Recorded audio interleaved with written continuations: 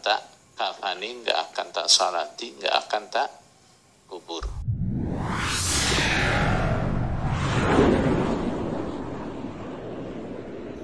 Bismillahirrahmanirrahim.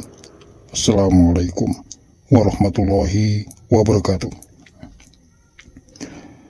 Selamat berjumpa para sahabat Halil Anas TV dimanapun Anda berada di seluruh penjuru Nusantara maupun di mancanegara. Salah satu hal yang menjadi bahan ancaman para pembesar Jokam, utamanya para tim yang dibentuk oleh Keamiran Islam Jamaah Jokam LDII untuk membentengi para pengikutnya agar tidak keluar dari kelompok mereka adalah ancaman yang menyatakan bahwa kalau keluar dari jamaah Jokam LDII maka jenazahnya bila meninggal nanti tidak ada yang meramut. Ancaman itulah yang sering dilontarkan oleh para pembesar Jokam LDII untuk menakut-nakuti para pengikutnya agar jangan pernah coba-coba keluar dari lingkaran kelompok Islam Jamaah LDII. Ancaman itu semakin gencar dilakukan akhir-akhir ini menyusul terjadinya gelombang hijrah dari kelompok sempalan berakidah takfiriyah ini. Anehnya, meskipun ancaman itu terdengar sangat aneh dan nyeleneh, namun banyak juga yang merasa benar-benar ketakutan untuk keluar dari kelompok yang merasa diri paling muslim dan paling murni Islamnya itu. Padahal kalau mereka mau menggunakan akal sehat mereka sedikit saja, maka mereka tidak akan terpengaruh dengan ancaman-ancaman yang tidak masuk akal seperti itu. Bahwa ketika seseorang telah meninggal, maka semua urusan-urusannya di dunia telah selesai. Urusan meramut, mengurus jenazahnya itu menjadi tanggung jawab orang-orang yang masih hidup, antara lain kerabatnya, sahabatnya, atau tetangganya. Atau di beberapa tempat sudah dibentuk tim-tim yang khusus menangani masalah peramutan jenazah. Ustadz Abdullah Mas'ud dalam salah satu kajian menyatakan bahwa kewajiban meramut jenazah saudaranya yang muslim adalah kewajiban orang-orang yang masih hidup, dan adapun setiap mayat atau jenazah memiliki hak yang sama untuk diramut dan diurusi oleh orang-orang yang masih hidup. Kalau betul terjadi seperti itu, yang salah siapa? Yang salah ada yang tidak mau memandikannya, mengkafaninya, atau menguburkannya. Itu yang salah. Paham? Kenapa? Itu adalah haknya siapa? Haknya mayit. Itu adalah haknya mayit yang wajib dikerjakan untuk oleh siapa? Oleh orang Islam yang masih hidup.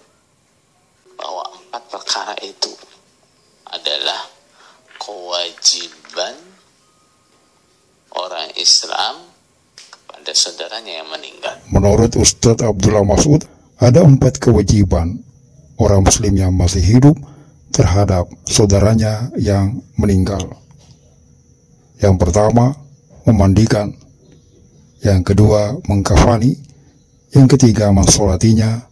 Dan yang keempat, menguburkannya. Semua ulama sepakat bahwa 4 perkara ini adalah kewajiban kaum muslimin ketika ada orang Islam yang meninggal dunia. Yang pertama adalah ghusluhu,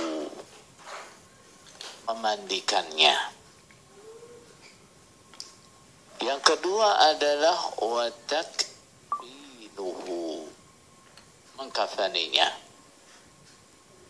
Yang ketiga adalah wassalatu alaihi, mensalatinya. Yang keempat adalah wadafnuhu, dan menguburkannya. Dari ancaman-ancaman yang mereka keluarkan ini, nampaknya beberapa di antara para pengikut Islam Jamaah Jokam LDII sudah mulai sadar bahwa ternyata ancaman itu adalah ancaman yang tidak masuk akal, sehingga ancaman tersebut terlihat sudah tidak terlalu mempan dan sudah tidak berarti lagi. Akhirnya saat ini kaum Jokam Islam Jamaah LDII berusaha mencari lagi alternatif ancaman yang dipandang lebih mumpuni untuk mencegah terjadinya gelombang hijrah.